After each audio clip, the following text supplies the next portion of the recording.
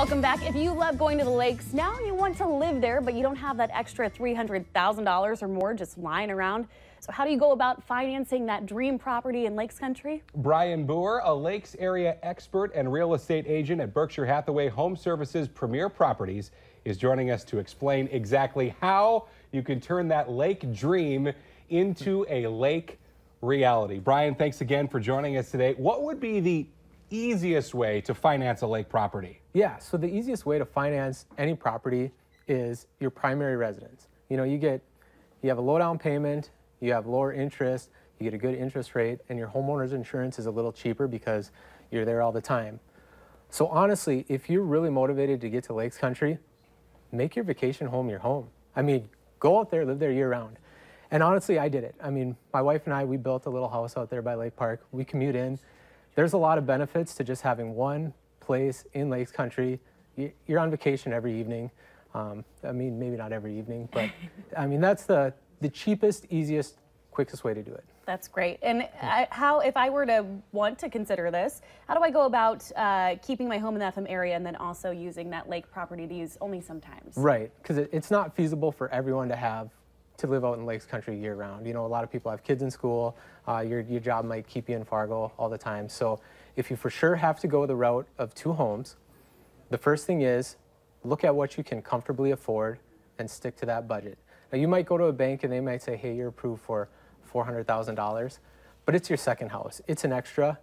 Don't stretch yourself that far. If you're only comfortable at payments maybe around $200,000, keep it where it's reasonable for you, because if you're working overtime and if you're not enjoying it out there, you're going to come back to me 2 years and say, Brian, why did I buy that expensive lake house? But if you stick within your budget where you're not, you know, working overtime, making ends meet, you can go out there, actually enjoy it, and it's going to be a really good time for you out there. What kind of down payment are we talking about for a second home?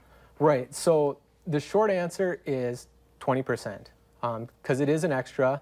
A bank is going to look at it as, hey, this is a place that someone is more likely, you know, push comes to shove, they're going to make payments on their primary house, they're going to let this thing go. So short answer is 20%. That being said, if you have a lot of equity in your current house, there's a way to leverage that equity into your lake place. You know, one example is a home equity line of credit, which could help you out with a down payment. A lot of people, if you have a ton of equity, might even do what's called a cash out refinance. So say you have a $400,000 house and you only owe $50,000 on it. You can go refinance your house and take the cash out. You can use that cash to either significantly pay off most of your lake place, or in some cases people buy it outright, and then you're still making payments on your primary house, but you get the benefits of lower interest rate and all that fun stuff. And real quick, are there any other costs associated with getting a second home, maybe in Lakes Country? Right.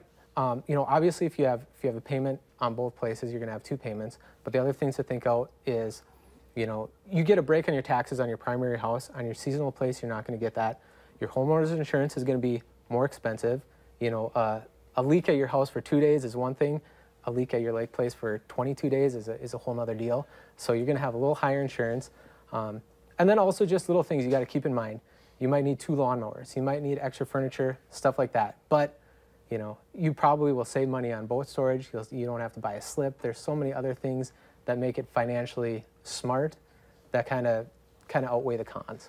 Now, people who are interested in this want to work with somebody who knows the lakes area. We know you know the lakes area, Brian. How do people get a hold of you? Yeah, so the easiest way is by my cell, which is 218-850-2004. I also have a personal website, which is www.fargotothelakes.com. So Fargo, the word thelakes.com. Great. Thank you so much for joining us, Brian. Yeah, thanks for having me. Good info to keep in mind.